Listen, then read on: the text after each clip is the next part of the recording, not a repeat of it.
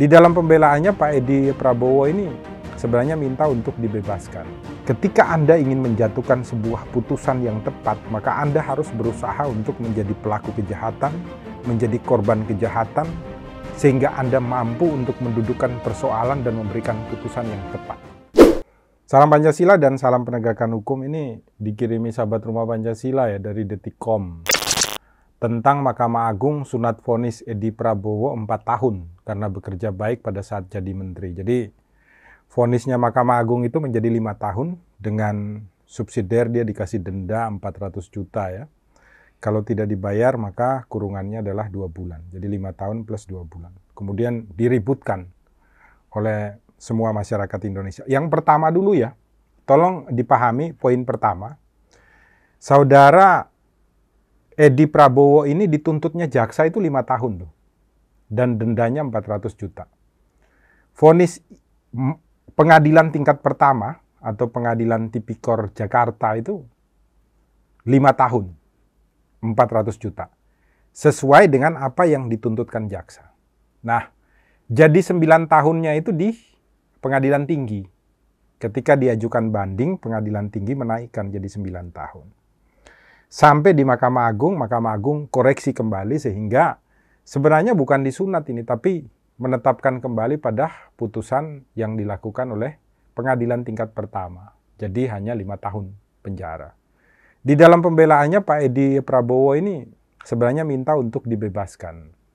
Tetapi oleh Mahkamah Agung tidak dikabulkan. Karena Mahkamah Agung beranggapan tetap yang bersangkutan menerima suap. Jadi ini berbeda ya. Dia menerima suap di dalam mengeluarkan sebuah aturan atau sebuah regulasi untuk bagaimana melakukan ekspor tentang benih lobster. Jadi regulasi ini dibuat sebenarnya dalam rangka untuk memberikan kehidupan yang baik juga loh kepada masyarakat. Tapi otomatis kalau memberikan kehidupan yang baik kepada masyarakat, implementasi pun pasti akan memberikan keuntungan kepada pengusaha di satu sisi.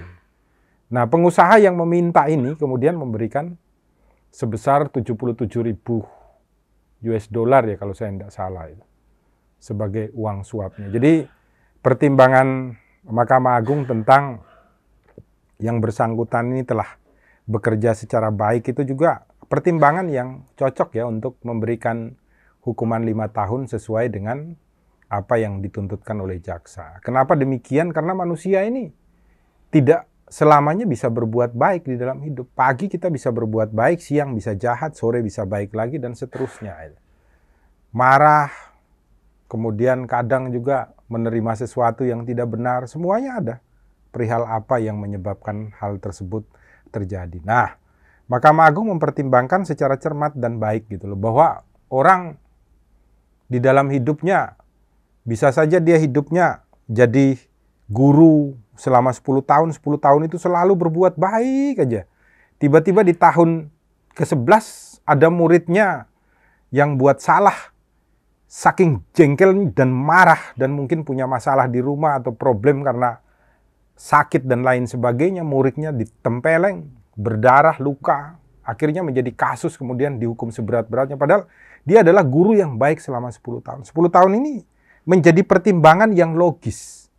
Pertimbangan yang benar, tepat, pantas untuk kemudian memperhitungkan bahwa ya hukumanmu ini bisa dikurangi karena kamu selama 10 tahun bisa menjaga kredibilitasnya. Tidak mungkin seorang manusia bisa menjaga sedemikian baik hidupnya. Saya mengalami sendiri, maka seorang hakim itu mampu untuk merefleksikan dirinya sebagai manusia, sekaligus merefleksikan dirinya sebagai pelaku kejahatan dan juga korban untuk dapat memberikan sebuah putusan yang adil. Makanya di dalam filsafat itu ada ajarannya Aristoteles ya, tentang epikeia.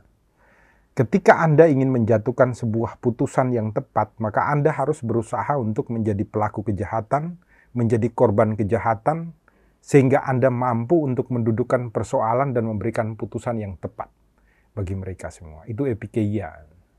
Jadi apa yang dilakukan Mahkamah Agung ini justru menjadi cerminan bagi kita bahwa setiap putusan itu harus menyebutkan secara jelas pertimbangannya, sehingga kita mampu untuk menalar secara baik, oh iya, hukumannya ini, dasar pemikirannya adalah ini, bisa diterima secara baik ataukah tidak. Jadi ada dasar filosofisnya, ada dasar sosiologisnya, ada dasar yuridisnya dipertimbangkan secara baik.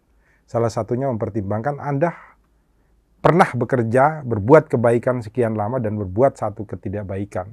Ini harus diukur secara seimbang untuk memberikan hukuman yang adil. Maka ketika Hakim Mahkamah Agung mengamini apa yang dituntutkan oleh jaksa penuntut umum 5 tahun dan divonis 5 tahun, itu sesuai menurut saya dan Rumah Pancasila. Marilah beri argumen Anda dan pendapat Anda, dan selalu berbuat kebaikan dengan cara menggunakan tutur kata kita, kecerdasan kita untuk selalu mensejahterakan rakyat Indonesia, membuat baik Indonesia ke depan. Buka mata, buka telinga, buka hati, selalu berbuat baik di Rumah Indonesia. Salam Pancasila, salam penegakan hukum. Melapangkan alunan